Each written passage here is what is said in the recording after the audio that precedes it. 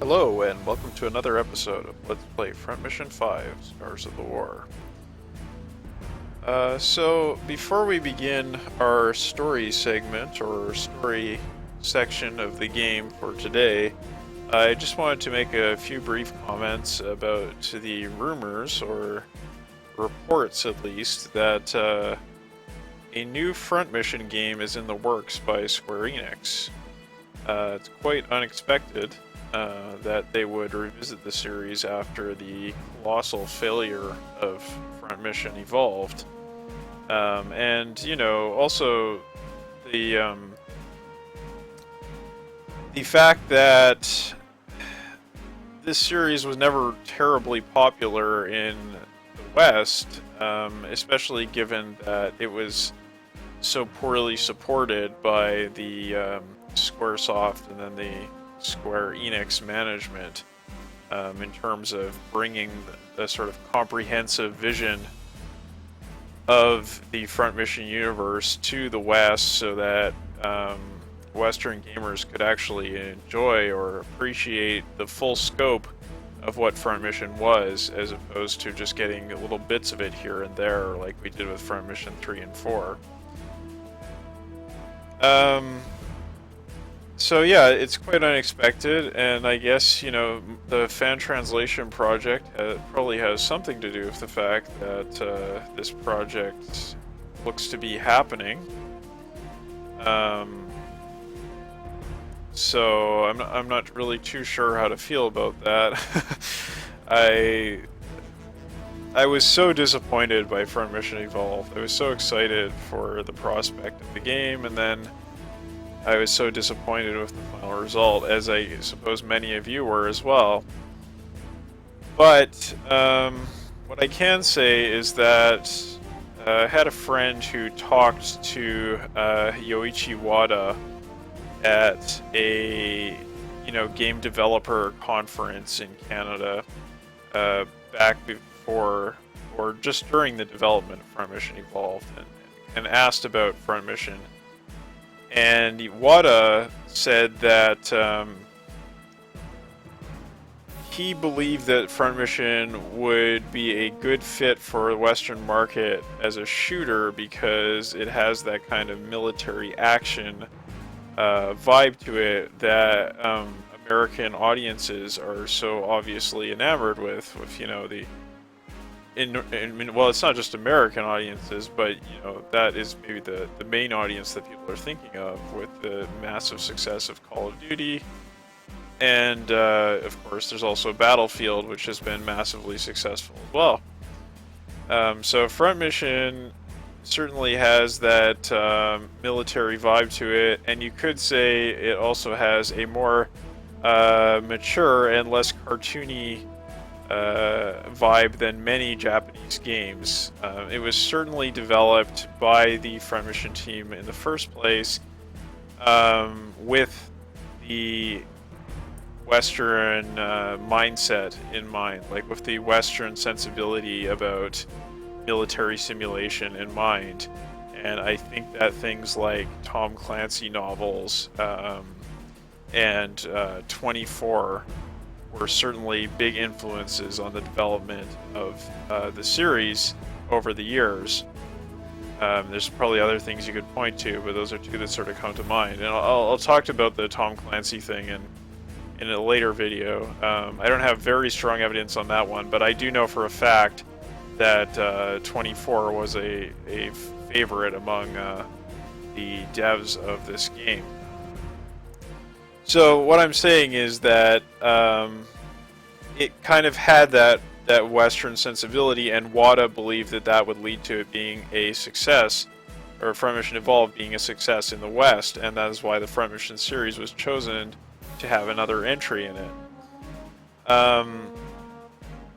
That being said, we all know that it was a massive failure, right?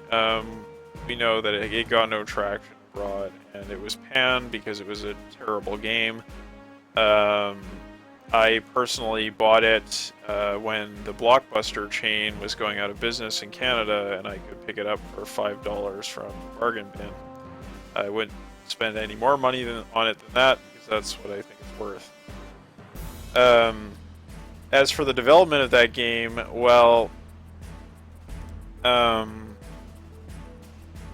basically we all know it's just another example of a Japanese publisher trying to work with a Western developer and the relationship going very, very sour and nothing working out properly.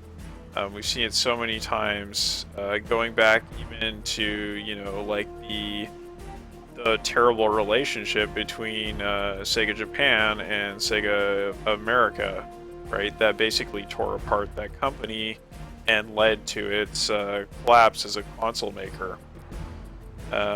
If you want to learn about the history of that, go read the book Console Wars.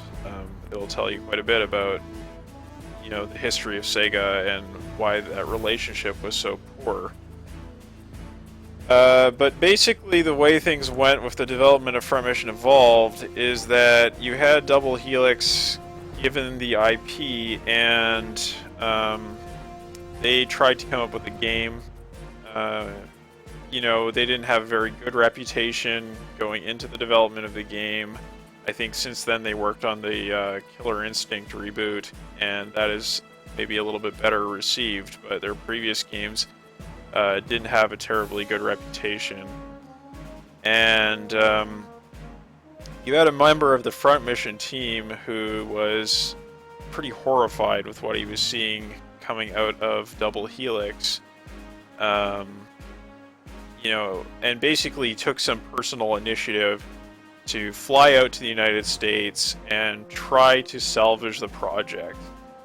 Trying to make it into a Front Mission game instead of this, you know, ridiculous disaster of globalized development. Which, you know, even though Front Mission Evolved is a bad game, it still is not as bad as the true debacle of Wada's years as head of Square Enix, which of course was the original Final Fantasy XIV, developed by a Chinese developer, and just an appalling failure, an appalling waste of money.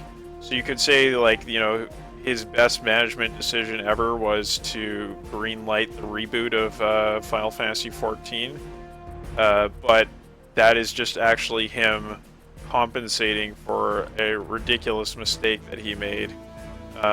One of the many mistakes he made in trying to globalize Square Enix as a publisher, which just met with failure after failure. Certainly, the fact that Double Helix was not only saddled with a series they weren't very familiar with and weren't given terribly good support to begin with, although that did improve, right? There was some support from the Front Mission team. Basically, they got a stern talking to, and a lot of concepts from Front Mission Online were imported into Evolved at the last moment in an attempt to salvage the game, which had mixed results, right? I think it's a better game than it would have been had no one from the Front Mission team been involved in the development of Front Mission Evolved. But it still did not go very well, to put it lightly. Then beyond that, you had the interference of WADA, right? Interference of WADA. Once again, Yoichi Wada screws up another game by Square Enix. I'm sorry, I'm getting... I think I told you maybe at the beginning of this series that I try to think about the positive things about the games industry and not get too caught up in this stuff and the negativity, because there was a time around the time of the release of Front Mission Evolved where I spent a good part of my day just despairing about the Japanese games industry and despairing about the catastrophe of the WADA years. Just bad decision after bad decision, and of course, the hallmark, I think, of the WADA years was the repeated forcing on development teams of the god-awful writing talent, I put those in scare quotes, of Toriyama. And, well, we saw how that went with Front Mission Evolved. We saw how that went with Parasite Eve, the Third Birthday. You saw how that went with any number of games. We saw Toriyama just... Final Fantasy XIII, we saw him completely screw it up again and again. Terrible amateurish dialogue, terrible story planning, confusing use of terms. The influence of Toriyama was a blight on every Square Enix project that he touched as far as the narrative went. And Front Mission Evolved, no exception there, and again, it was Wada who would back him up and push for Toriyama as the writer. I don't know, like, it's one of those inexplicable things that you see again and again in history, where you have these people who are the favorites of certain leaders, and they're just blind to their faults. I mean, I don't think Wada was an exceptionally bad leader of the company of Square Enix. I think he was trying to do something necessary in terms of globalizing the company, but I think the execution... So, like, I think the basic idea there was not entirely foolish, but the execution, that was where he failed again and again, just souring the relations with development teams, forcing things down people's throats, just interference left and right. So I like, this is all just to provide some background for my perspective on the possibility of a new Front Mission game. So what I want to say is that, first of all, we know Wada is out the door, right? He's gone. Maybe the company can start to rebuild. I mean, Final Fantasy XIV, that was his project. He greenlit that, and so he can take some credit for its success. But again, it was just him compensating for a massive blunder that he made in the past. And, you know, I know people who worked on that game, and you know, they did great work. And I mean, my frustration comes from the fact that you look at a Square Enix game and you look at the energy and the money and the talent that went into the game, and it's very apparent. But you also see that the polish in terms of story is just not there. It's not there. It's just, it's one of my pet peeves about the games industry is when you have thousands of hours put into the development of a game, and then they decide to hire some hack or some team of hacks to come up with the story concept. And I mean, this is my big pet peeve with Blizzard as well, right? Blizzard games, like, okay, here's the difference between Blizzard and Square Enix.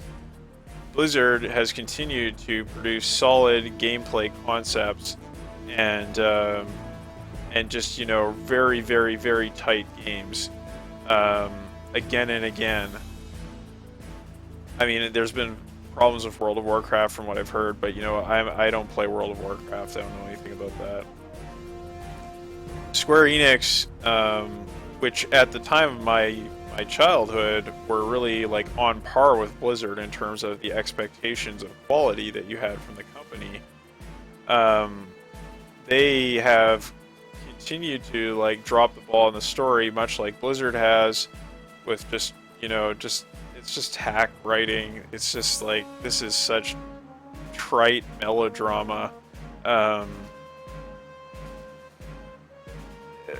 But they haven't been able to execute on the gameplay side for the most part either, right? So the only thing they had going for them in those really, really bad WADA years was their exceptional graphical prowess and talent, right? I mean, that's something Blizzard has as well that you see in their cinematics, but in Square Enix games like Final Fantasy XIII, you don't just see it in the cinematics, you see it throughout the game. Blizzard, obviously, they have a development philosophy of trying to produce art styles that will allow their games to run on lower spec machines.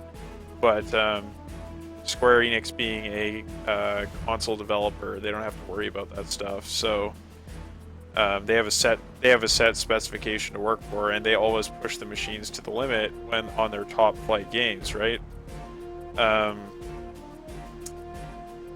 So anyway, that's like my basic background and impressions of the state of Square Enix. I think there is some hope for the company. Like, I'm not talking about the Eidos wing of the company. They do their own thing, and like Wada made some good moves there by, like, that was the thing, right? Is at that time when Human Revolution came out, it was like, oh, okay, this is a solid game. And this is a fact that this company can produce solid games when Wada takes a hands-off approach instead of just ramming things down people's throats. Can you imagine if the new Deus Ex game was written by Toriyama? Can you imagine how much of a catastrophe that would have been? Anyway, I'm trying to get through this. I just get so worked up when it's like they're scratching at old wounds.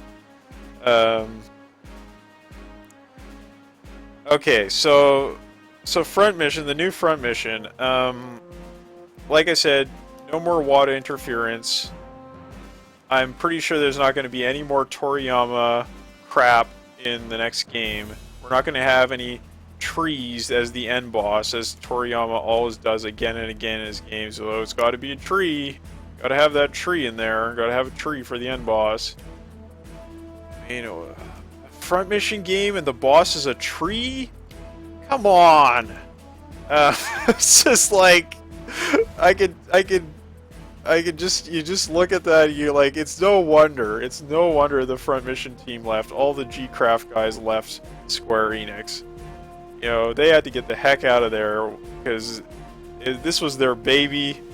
This was their labor of love that they put, years and years of work into against the opposition of management. And then, oh, you got to bring on Toriyama to write the story, and you're going to have a friggin' tree for your end boss.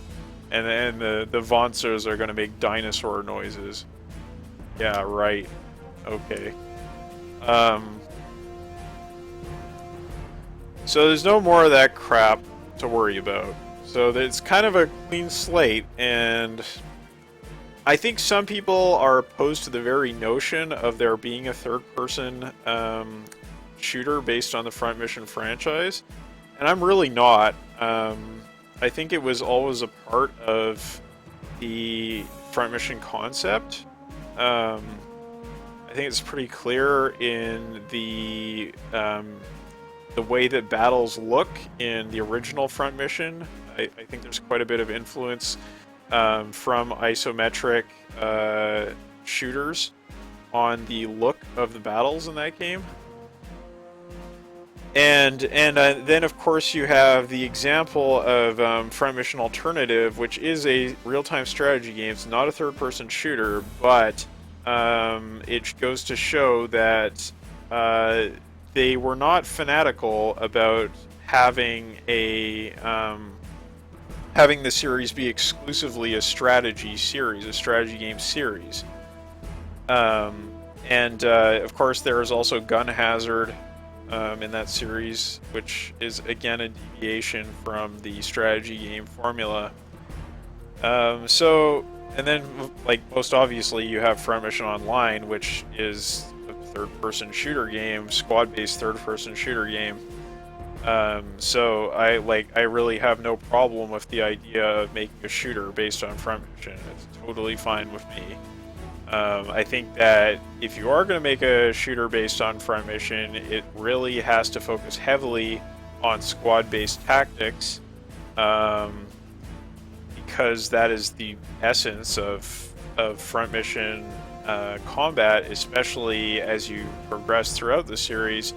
You get to Front Mission 4, Front Mission 5, when the link system comes in, and that is just like an institutionalization or a realization of the squad-based tactical concept into the game mechanics. Like, it's like hard-coded in there that links are how you win the battles, right? And that is basically a abstraction of real-time tactical combat methods and tactics. So shooter, that's fine, whatever, that's okay, that's not a problem with me. I don't think it's impossible that you could have a good game based on that. In fact, from the rumors I've heard, Front Mission Evolved was originally not going to be a double helix game. It was going to be a Square Enix game developed by the Front Mission team and developed by Tsuchida, not developed by some yahoos out in the US. Sorry. I want to quit talking shit about people, but it's just it just gets me upset, Like, it's like, I feel like Double Helix, they're not bad people. They've cleaned up their act. They're making good games. It's just that they were in over their head. They were saddled with a job that they were not prepared to do. This Front Mission Evolved should have been developed by the Front Mission team if it was going to be developed at all. Because they had made Front Mission Online, they had the foundation for making a third-person shooter, and from what I understand, the game was going to be a combination, like, they were throwing ideas around from what I understand. It could have been a combination of third-person shooter and real-time strategy game. So basically taking the concepts from Front Mission Online and Front Mission Alternative, trying to polish them up a bit, and making those into a new game. Why did they want to do this? Why would a Japanese developer want to do this? Well, like I said, the Front Mission team was definitely not interested in making, like, lolly games. They were not interested in making another Atlas game about whatever, right? I mean, they wanted to push back against the notion that Japan could only just, produce iterations on the same concept again and again and again. They wanted to do something different, and they were very interested in Western game design and Western media, and so they wanted to break out of the mold. So, going from a turn-based strategy RPG like Front Mission 5 to a real-time strategy game / third-person shooter, which is an incredibly ambitious concept. I mean, obviously you can go back to something like Herzog Zwei as, like, a really kind of primitive concept for what Front Mission Evolved might have been, right? So there is precedent there, but it wasn't something that had really been done in the PS2 era or the PS3 era. So I think it could have been something fantastic, but that's never going to happen now, right? It's over.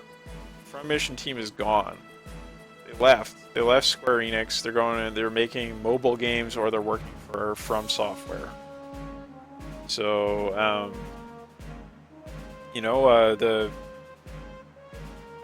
like, those of them who are making mobile games, they seem to be very successful. That's great. I don't like mobile games, really.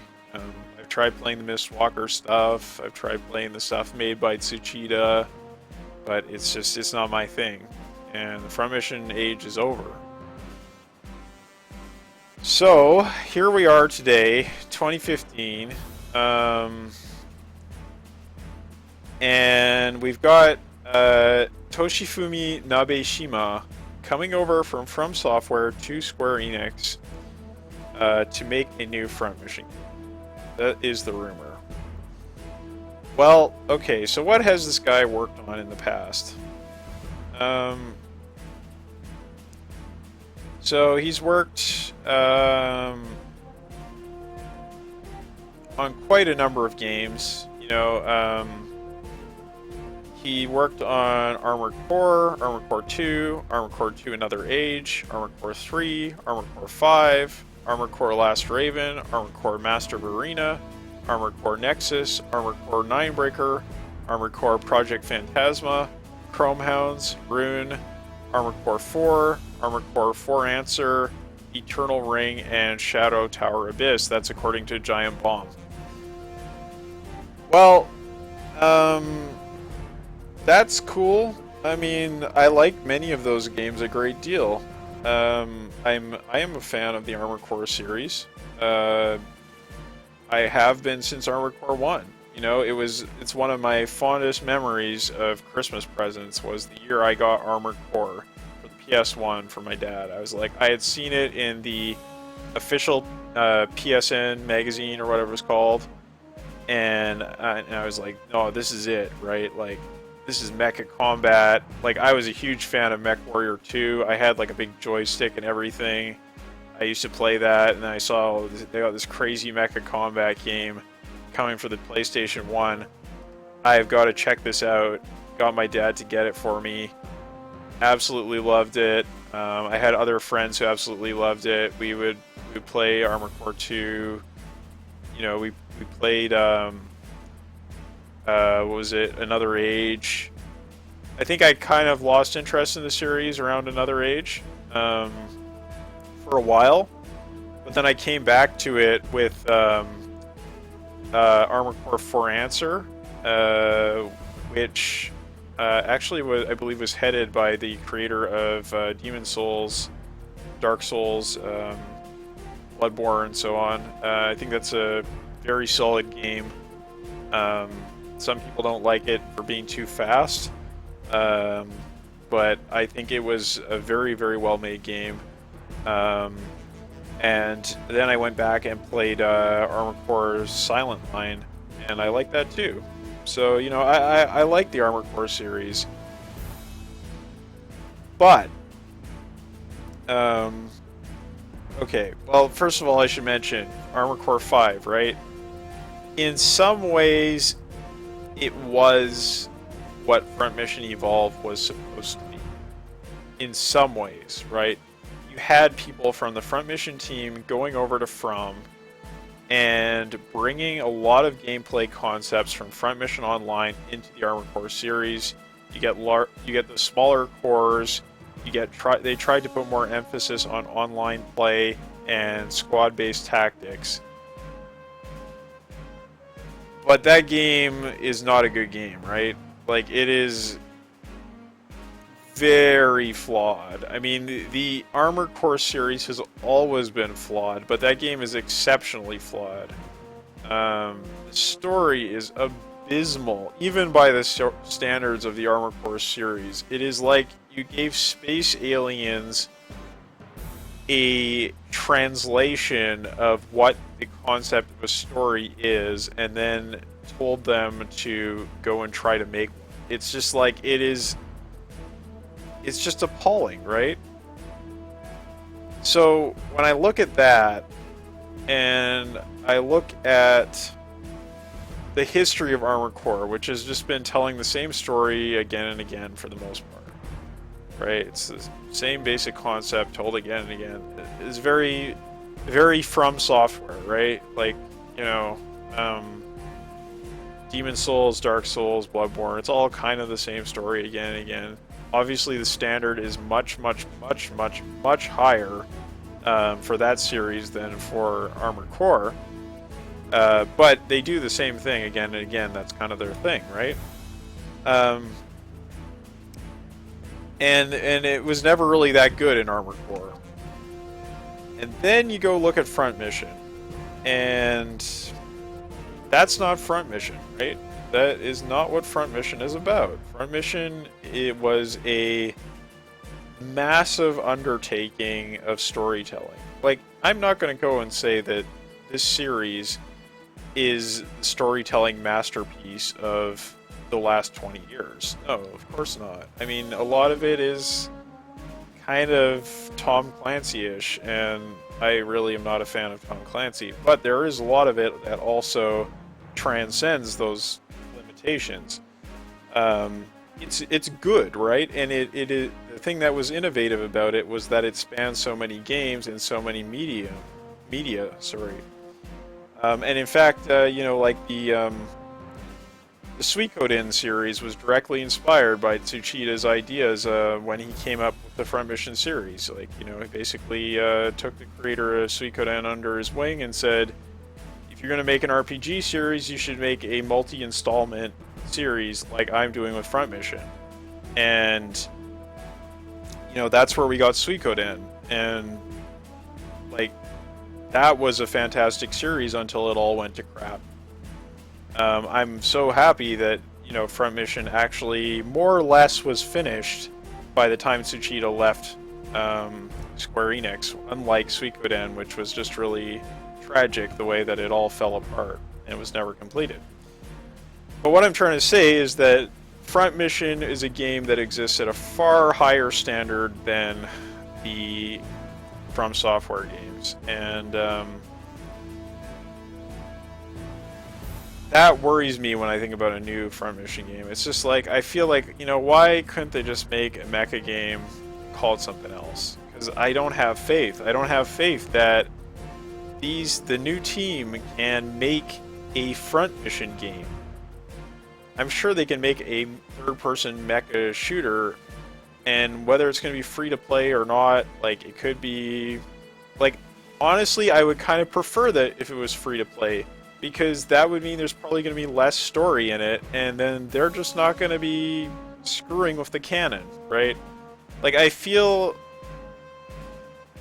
It's like in...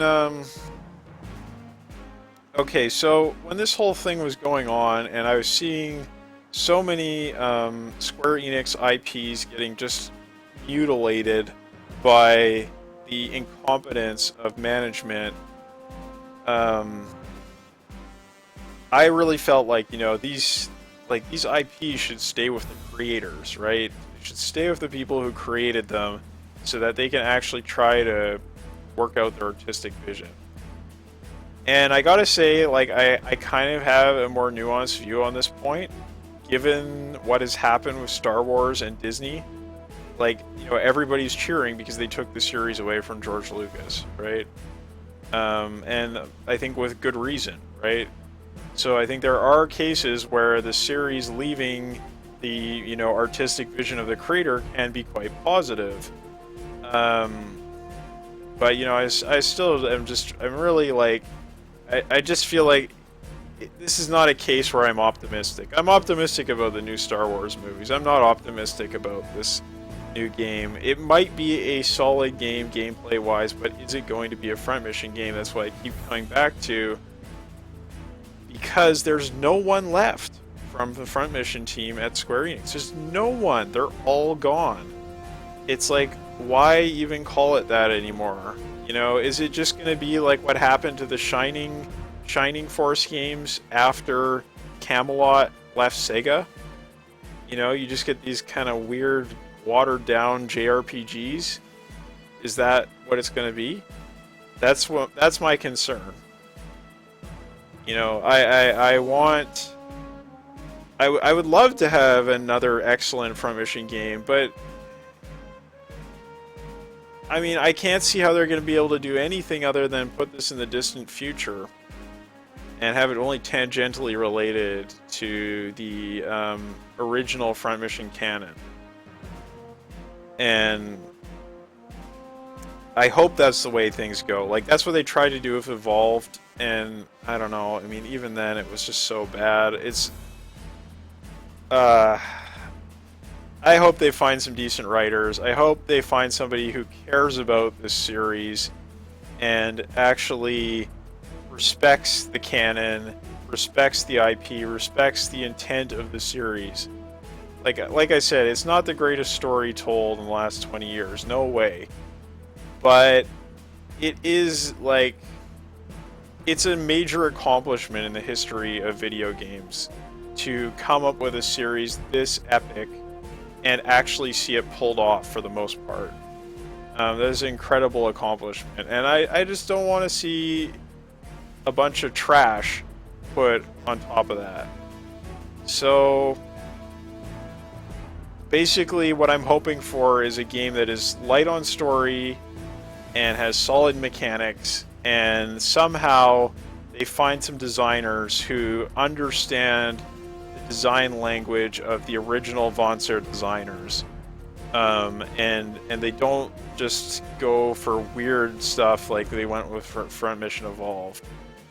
I hope they really understand the mechanical theory behind what was involved in creating the Von Sers for Front Mission, because as I've been showing you in the Von Ser Roundup, there's some thought put into these designs in terms of their concept, their history, how they relate to the universe, and all the other designs in the series. And I don't want people just kind of doing a slapdash kind of approach to this. Okay, so that's like 40 minutes of me ranting. Like I said, it's just picking at old wounds, it's just opening them up again and pouring in some salt. But like I said, I'm trying to be positive about the games industry. I'm trying to be positive about Japanese games. And you know what? Final Fantasy XIV Realm Reborn looks really like a solid game. I don't play it because I don't play MMOs, but maybe Square Enix is turning a new leaf, and they're gonna put out something quality, and they're gonna respect the series, and maybe they'll just leave the canon alone and not mess with it.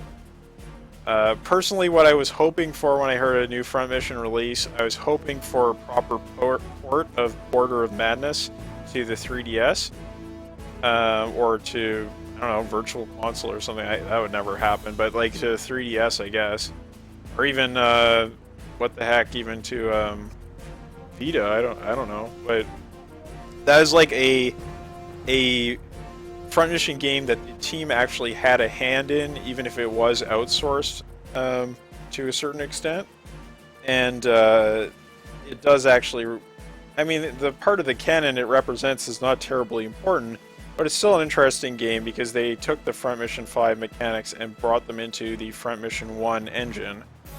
So it would be kind of cool to have a proper port of that game instead of like the half-baked thing we got on the DS. But that's not going to happen. We're going to get a new game, and the one thing I will say is that From Software, with Armored Core, like, they always made the most amazing intro videos. Like, I mean, the intro video to Armored Core 4 Answer, like that with White Glint, taking on the Arms Fort, that was just like mind-blowing. Can you remember when that came out? And like the incredible animation, the textures, the lighting. Wow, that was so incredible. I remember when I was an undergrad at University of British Columbia, they actually used that video in the Apple Store at my campus to show off the quality of the screens, because it was so mind-blowing.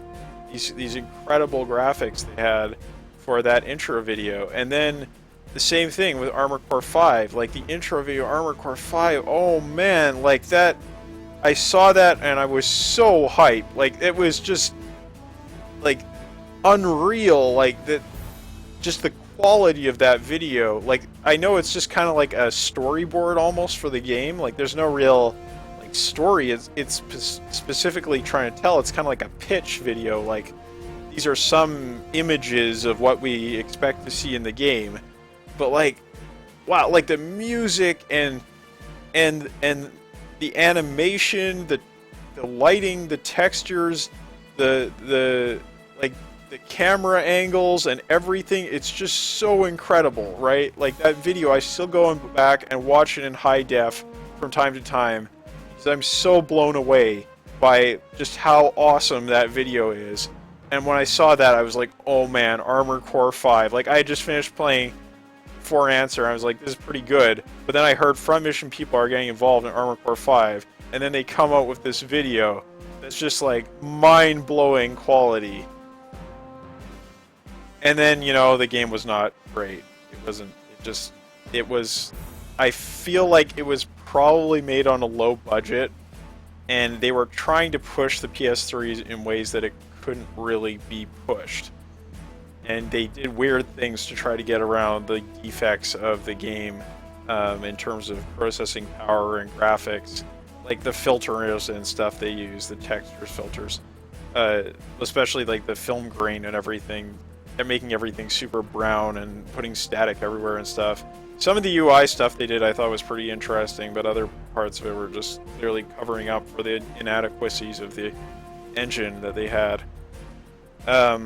So what I'm trying to say is, like From Software, you get these amazing intro videos, just mind-blowing stuff, and then the game is like, the graphics are all kind of janky, right? I don't expect that from Square Enix, right? I expect that the new Front Mission game is going to look good.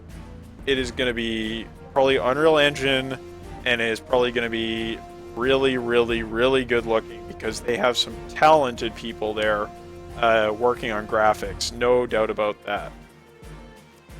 So that is an upside, right?